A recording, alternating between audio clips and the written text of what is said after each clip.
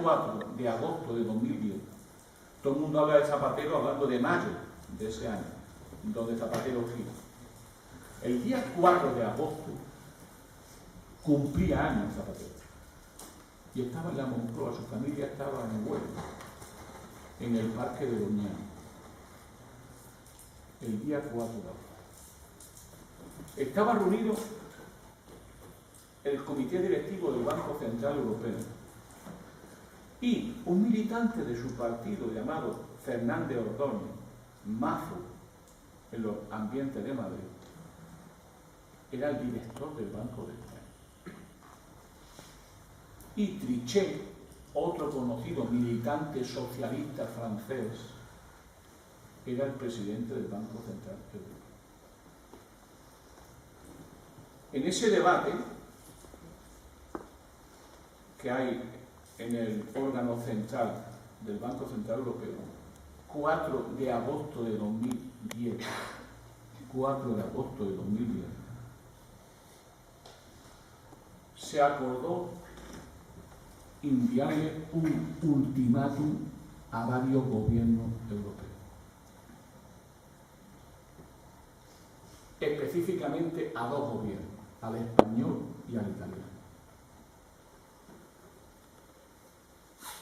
Unos días después, en septiembre, Rajoy le preguntó a Zapatero que le contara qué le había escrito, porque era un dictado, un mandato, un chantaje.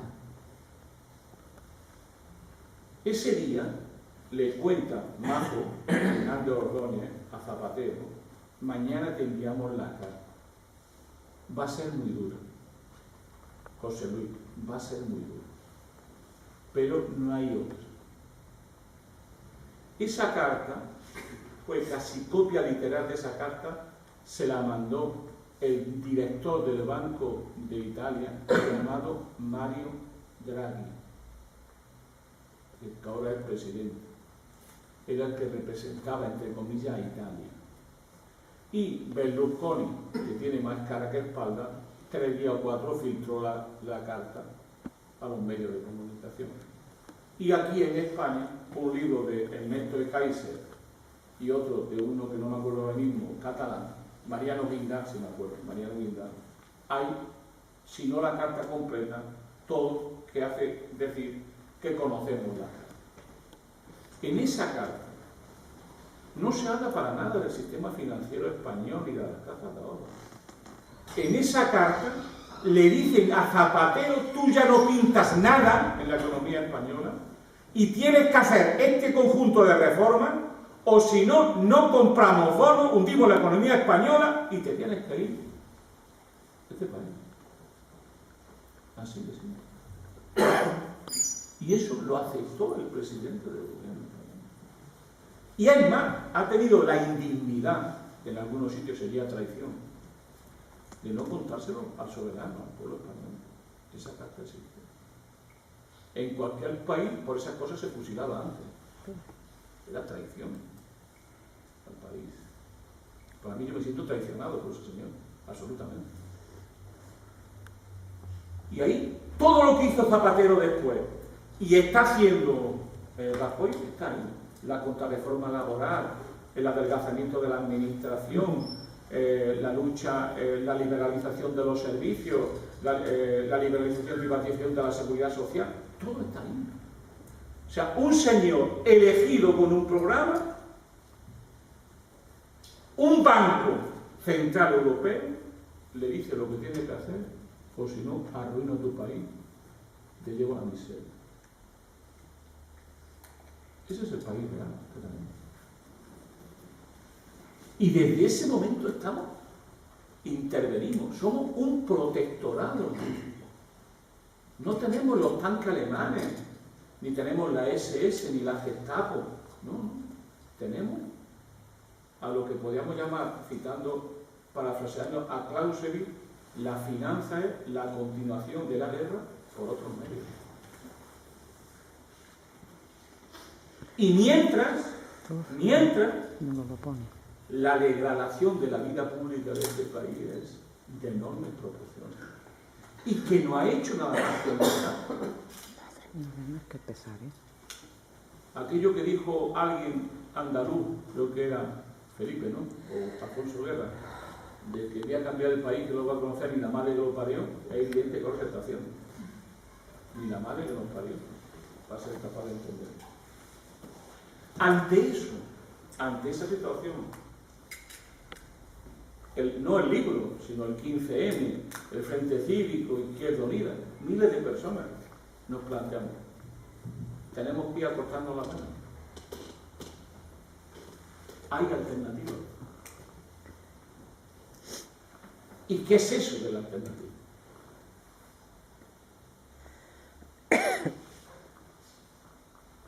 Le voy a hacer una cosa de política ficción.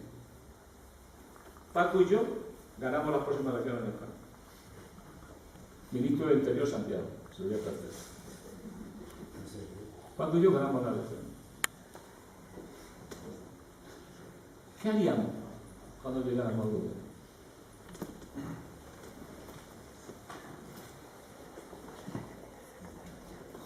Primero decirle a la gente la verdad. Que la gente no la sabe. Todavía no la sabe. Entre otras cosas porque la gente no quiere saberlo. La gente puede superar el horror y el error hasta un tiempo. Llega un momento que desconecta del mundo. Yo me hago autista. Y mañana, si he llegado al día de hoy, mañana Dios dirá. Eso ocurre, claro que ocurre, no va a ocurrir. Pero, ¿qué haríamos nosotros? Digo esto porque Anguita, ustedes se acordarán que Anguita siempre decía, tenemos que hacer política como si mañana gobernasen. El ejercicio de política ficción. Hemos ganado la elección. En serio, Cayo Lara, presidente del gobierno. Y el PSOE nos apoya como minoría. Es lo que mejor le va. Nos apoya para un gobierno de izquierda. Y empieza su travesía en el desierto. Los demás tenemos todos los desiertos recorridos. Estamos cansados ya de desiertos y sabemos trabajar por los desiertos, no pueden ustedes maquinar cómo. ¿Por qué teníamos que hacer? La primera cosa que teníamos que hacer es a nuestro amigo europeo, entre comillas, decirle, aquí estamos. No podemos pagar la deuda. La primera pregunta es, que ustedes dirán, ¿qué deuda? Nosotros, muy poquita. Ahora tenemos enorme deuda porque estamos convirtiendo la deuda privada en deuda pública. El problema de España es la deuda privada. Una inmensa deuda. ¿Quién la tiene la deuda? Básicamente, ¿quién tiene la deuda? Más del 60 o 70% de toda la deuda externa española es de las empresas financieras, de los bancos, de las cajas de ahorro y de las grandes empresas españolas, que poco a poco se están convirtiendo en deuda pública, o sea, nos la están dejando a nosotros. ¿Qué es el rescate? El rescate es que los deudores le paguemos a nuestros acreedores. Por eso no fluye el crédito. ¿Cómo va a fluir el crédito? Si es que todos los bancos están quebrados, empezando por el Santander y el Banco de Bilbao Vizcaya, que están quebrados. De verdad, no vayan ustedes a pensar que estoy hablando. Que están quebrados, que tienen en su entraña activos tóxicos de tal magnitud que nadie se fía. ¿Qué es lo que están haciendo? Pues con nuestro dinerito, están saneando su pufo. Y lo que están haciendo es saneando su pufo y ya por eso tienen suficiente, pero no prestan nada. ¿Cómo van a prestar? Si deben gastar la camisa. En toda la operación inmobiliaria, para que ustedes se den cuenta, yo lo he dicho aquí alguna vez, fue el alquimismo. Aquí llegó la alquimia. Convertíamos el ladrillo en oro. Fue tanto el negocio que los bancos españoles y las cajas de ahorro se fueron a Europa a pedir dinero prestado. Pero cuidado, ¿quién los prestaba? Los que tenían dinero. ¿Por qué tenían dinero los que tenían dinero? Porque se habían quedado con el mercado español. Todo el superávit de Alemania son nuestros déficits. Lo que pasa es que ocurrió una cosa muy parecida a lo que hacen los chinos con los norteamericanos. Te presto para que nos compres. Pero algún día hay que pagar. Cuando llegó la crisis había que pagar. Entonces, Alemania vino aquí, Francia vino aquí, Austria vino aquí, Holanda vino aquí y empezó a darle dinero a los bancos españoles. Pregunto, ¿esta es una economía de mercado libre o no? Hombre, si te arriesgas, si te metes en un negocio y te sale mal, ¿por qué tengo yo que ir, papaíto Estado, a sacarte aquí las castañas del fuego? ¿Por qué? ¿No estamos en la libertad de mercado? Ah, que la libertad de mercado es cuando gano, cuando pierdo, pierdes tú también. Ah, no, eso ya te toca. Pues aquí la banca alemana se invirtió y la banca de los países centrales y ahora quieren que les paguemos. ¿Y qué es lo que están haciendo todos los gobiernos? Haciendo una operación increíble para meterlo a todos en la cárcel literalmente. Y si no estuviese abolida la pena de muerte, y yo soy partidario de abolirla, pues habría que fusilarla. El Banco Central Europeo tiene prohibido por ley, por Maastricht, ¿se acuerdan ustedes de Maastricht? Cuando Izquierda Unida era el único que decía Maastricht no, ¿se acuerdan ustedes? Pues tenían prohibido por Maastricht, desde Maastricht, financiar a los gobiernos, pero tienen barra libre para financiar a los bancos directamente. Si la deuda es de los bancos, por ley tienen que financiar a los bancos, pero si la deuda de los gobiernos, por ley lo tienen prohibido. Qué buena ley, ¿no? El que hace la ley, hace la trampa. ¿Y qué ocurrió? ¿Y qué está ocurriendo? Que en este año pasado el Banco Central Europeo ha metido un billón de euros a la banca privada, al 1% para pagar en 3 años.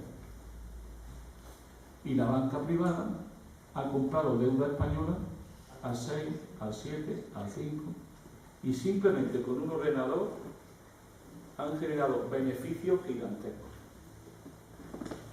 Al Estado español se le somete a la presión, entre comillas, de los mercados, y mientras la banca está resolviendo sus pufos a costa de los pobrecitos españoles y españolas, que somos los que pagamos los tipos de los intereses y la deuda, porque es deuda pública que pagaremos nosotros toda nuestra vida.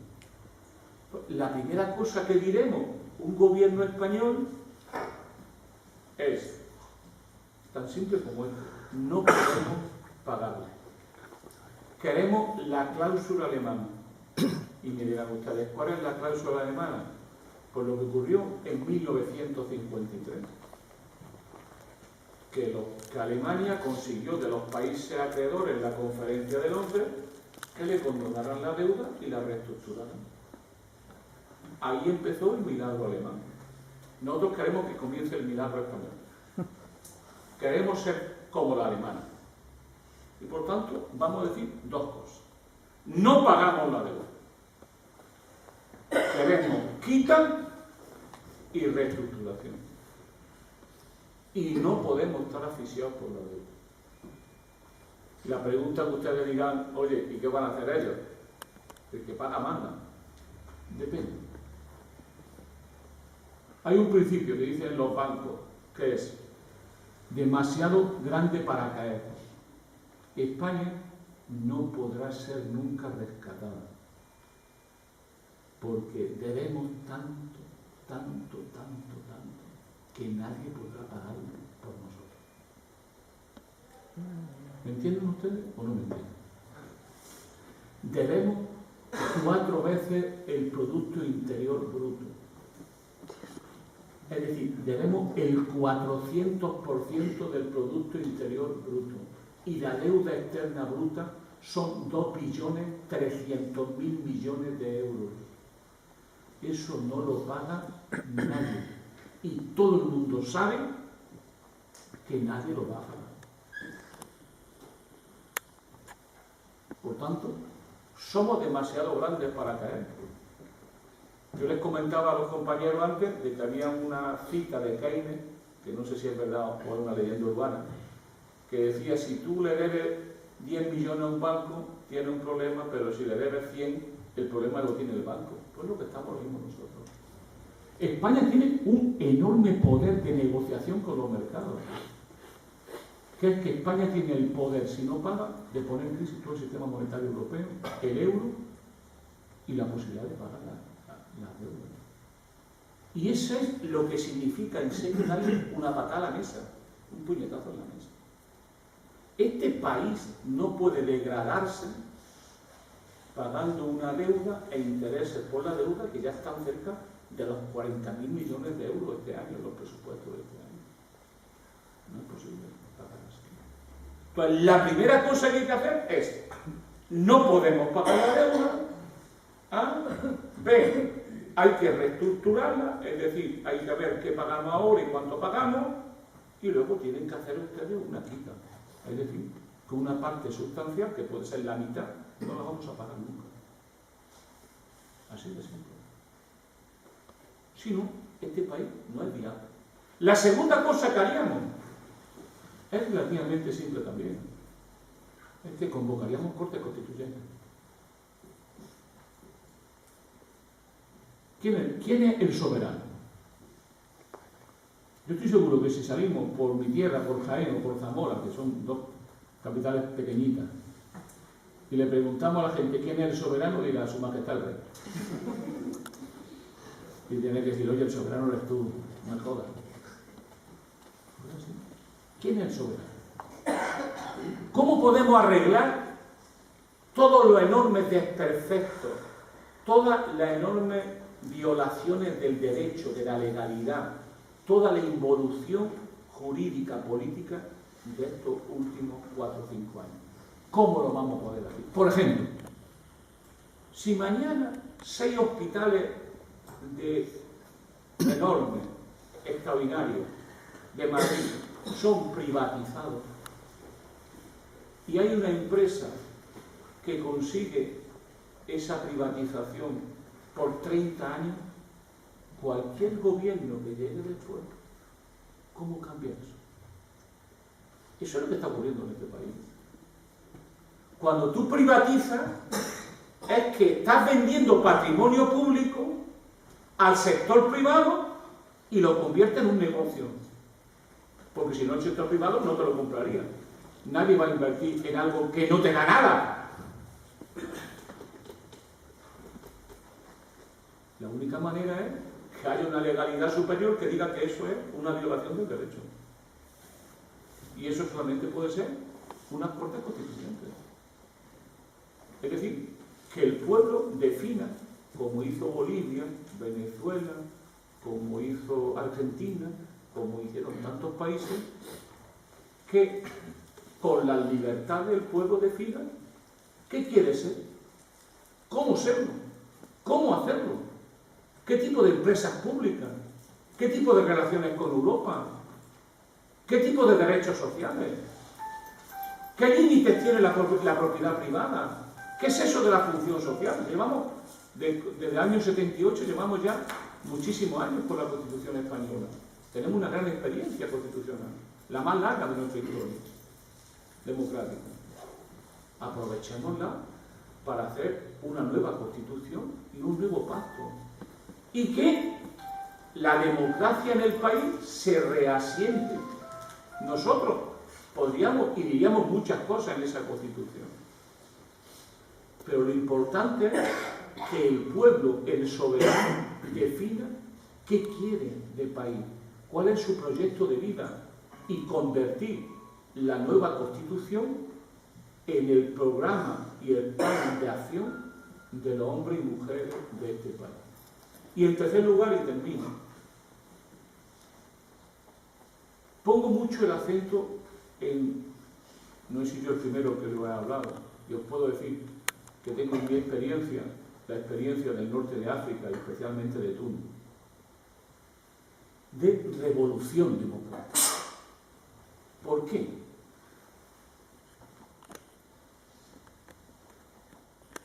Ustedes, por la edad que veo, lo de nuestra generación, allá por los años 60, 70, teníamos muchas convicciones, pero teníamos una convicción fundamental. Este país siempre ha sido mal gobernado y sus clases dirigentes son estúpidas, egoístas, y cuando ven que sus privilegios están en peligro te dan un golpe. Es decir, el gran problema de este país, al menos desde Carlos III, son sus clases dirigentes. Es decir, un núcleo feudalizante entre monarquía, ejército, grandes poderes económicos, eclesiásticos, inmobiliarios y especulativos, que han conducido a este país durante decenios. Y que cuando han visto en peligro esos privilegios, no han tenido y nunca le tembló la mano para mandarnos al ejército a machacar. El ejército español es uno de los ejércitos que más guerras le han ganado a su propio pueblo. Especialista en ganar guerras a su pueblo. ¿Por qué digo eso? Porque una de las grandes tareas que no se hizo en la transición y que ahora lo estamos pagando es que no fuimos capaces de verdad de cambiar a las clases dirigentes de este país y sobre todo a los grupos de poder económico dominantes. Todo se democratizó un poco menos el poder económico. No habrá democracia en España con futuro si no hay una democratización del poder económico. Mientras que una oligarquía, una plutocracia basada en el dinero y en el control que el dinero le da de la clase política no desaparezca, este país no tiene futuro. Por eso se trata de una revolución democrática. Lo que queremos es, al final, algo no muy diferente a lo que decía Lincoln en Gettysburg, ahora que se ha hecho tan famoso en la película de Spielberg, que era llevar y realizar la definición que de democracia hacía Lincoln. Democracia del pueblo, por el pueblo y para el pueblo. Esta democracia no es desde luego del pueblo. Los políticos conspiran contra el pueblo una vez que llegan al gobierno. O sea, el principal problema de Rajoy y de Zapatero era su pueblo. ¿Cómo conseguimos que el pueblo se aplaque ante las políticas que le vamos a tener que dar? Fijaros, qué diferencia, ¿eh? No es que ganen o no ganen, es que conspiran contra el pueblo. O sea, cada mañana Rajoy cuando se levanta es, ¿cómo a esto le cierro la boca, los callo, los engaño? Por tanto, ¿por qué? Son los gobiernos los que atacan al pueblo, a sus derechos, a su libertad y a sus conquistas sociales. Ni es del pueblo, ni es para el pueblo. Y desde luego, con el pueblo, nada. No hay cosa que más miedo le da que tener una manifestación en contra y en su casa. Por cierto, la Santa Madre Iglesia la hace ante todas las clínicas de mujeres desde hace años y no pasa nada, no le llaman scratch ni nada de eso, pero le dice allí, se ponen delante y le estáis matando la vida y le estáis mandando a la muerte a gentes que son vidas desde que nacen, desde que están enfermos. Es así. Por lo tanto, ni gobierno del pueblo, ni para el pueblo, ni con el pueblo. ¿Qué queremos nosotros? Una revolución democrática de verdad. En el sentido de que los gobiernos trabajen para el pueblo y que el pueblo pueda controlarlo, revisarlo y en su momento echarlo. Pero ¿dónde está el problema? Está en nosotros. La gran victoria de Franco fue esa. ¿Cuál fue la gran victoria de Franco? Lo consiguió metiéndonos en el cuerpo un miedo que todavía no tuvo. Pero ¿sabes cuál fue la gran victoria de Franco? Que nos convirtió en súbditos y que nunca hemos sido ciudadanos. O sea, el español medio, después de tantas guerras, de tanto sufrimiento, no se siente poseedor de derechos y de deberes. No se siente ciudadano. No se siente con capacidad de autogobernarse. No se siente con capacidad de autodirigirse. No se siente con capacidad de mandar él. Y espera que alguien mande por él y ahora contra él. Por tanto, la primera tarea de una revolución democrática es que los de abajo lleguen a una conclusión evidente. Difíciles son los tiempos en que tenemos que luchar por lo evidente, que es que el poder